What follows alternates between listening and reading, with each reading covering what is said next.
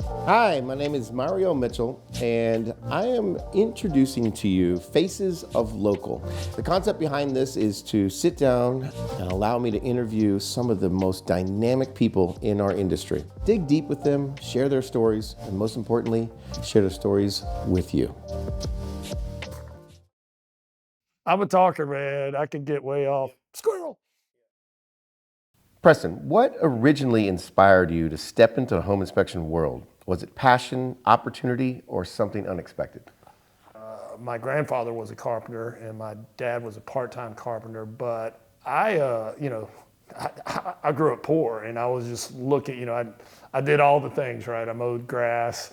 I sold cinnamon toothpicks on the bus. I sold Jolly Ranchers. I mean, because I grew up in Kernersville, North Carolina, and I grew up in a trailer park. And the crazy thing, the bus that picked us up in the poorest part of Kernersville was the same bus that went to the richest part of Kernersville. So the trailer park kids and the rich kids were on the same bus. So it became pretty obvious who was who. Pretty early on, I realized I make my own money. I can change I can change everything. So in the beginning, I was just a one-man shop. I did inspections, wrote reports, delivered reports. Back then, we still hand delivered the reports. I'm talking late 90s, early 2000s. And then, when I had time, I went around to real estate offices giving cards and doing all that sort of stuff. I definitely wanted to grow it. As an entrepreneur, it's like you evolve, right? You do the thing. You're the technician in the beginning. Well, you're everything, the head cook, bottle washer, you're the accountant, the thing. But eventually you have to scale anything. And that's like a whole different skill set, right? You're really good at, if you're in real estate, you're really good at selling houses. You're really good at, some negotiation. But at some point, just like you start growing the team. They say a lot of entrepreneurs get into something because they think they can do something better than it's already being done. But then you have to systematically fire yourself from each, and that's tough because you thought you could do it better to begin with, and then eventually get to where you're doing what your skill set's best and hire people who are good at things that you aren't, so to speak. So scaling was a challenge because in the beginning, you're a technician, right?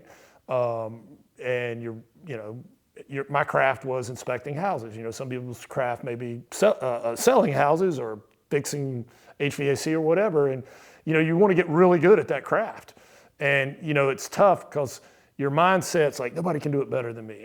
That's part of but, eventually your mindset is, somebody can do 90% as good as you and you could get 10%. If you get 100% of your time back, now you can work on some other parts of the business and scaling it out, getting more inspectors. You got to have admin. Basically all service businesses have three parts. The doing the thing, whether it's fixing air conditioners or doing the inspections or whatever. There's a marketing component and there's an admin component, scheduling things, billing, taxes, invoices. And eventually, you need to fire yourself from all three of those and kind of be the face of it and just make sure everything's working, and hire people who are good at all three of those. But scaling it is tough because you have to make a transition from being the real estate agent or the technician to being, more of a business owner and scaling it and hire people who are good at things you're not good at. Now, was there a moment when you realized, okay, this is starting to take off? Chip is my manager. When I got Chip, and we went from 7 or 8 inspectors to like 26, and I was like, wow. It really, you can only do so much. There's only so many hours a day, and you're only one person. So once you start learning how to build a team, it just multiplies, what you can do. But it's hard because you're so stuck in, well, nobody can inspect it like me. Nobody can sell a house like me. Where you start now training other people to sell houses, or training other people to be inspectors, or training other people to be marketing, or bringing people in who are already good at marketing, who have fresh ideas. Now, you're known for personal branding. Powerful personal branding, by the way. When did you realize that you were part of the brand, not just the business? Yeah, I'm known as Inspector Crazy Pants. You got to stand out no matter what you do. I mean, if you own any kind of business, you got a whole lot of competition, right? You got to, provide a fantastic service like you guys do, but B, you've got to somehow tell people about that fantastic service.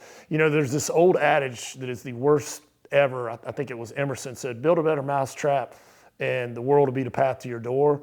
That is hogwash. I mean, it's partially true. You do need to build a better mousetrap, but you got to build a freeway to your door so to get people to know it. So many inspection companies fade out. What do you think made yours stand out and become highly successful? Everybody's got to win.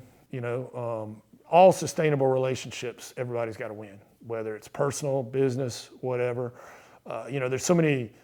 When a relationship is I win, you lose, yeah, that might work for a while, but eventually it's gonna, my inspector's got to win, the people who work for me got to win, the real estate agent's got to win. Obviously, the people buying the house got to win first and foremost. The way Rome spread was when they took over a land, they were over their governance, but they let them self-govern their area. So they still let them win. It wasn't this oppressive thing. And Rome lasted 1,000 years. I mean, so I think just make sure everybody wins in everything you do. Growing up, it wasn't exactly the Leave It to Beaver or, imagine a dysfunctional Brady Bunch and you'd be more like I'm not mad, I'm not a victim or anything like that, but I always knew, like, when I get a shot at this, I just don't want my kids to go through some of the stuff that I went through.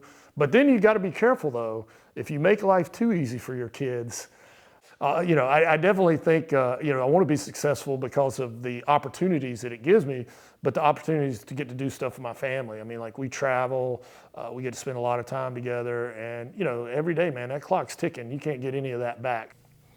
If you could tell your younger version of you, first starting out in the business, in life, what would you have that conversation look like? Don't sweat the small stuff.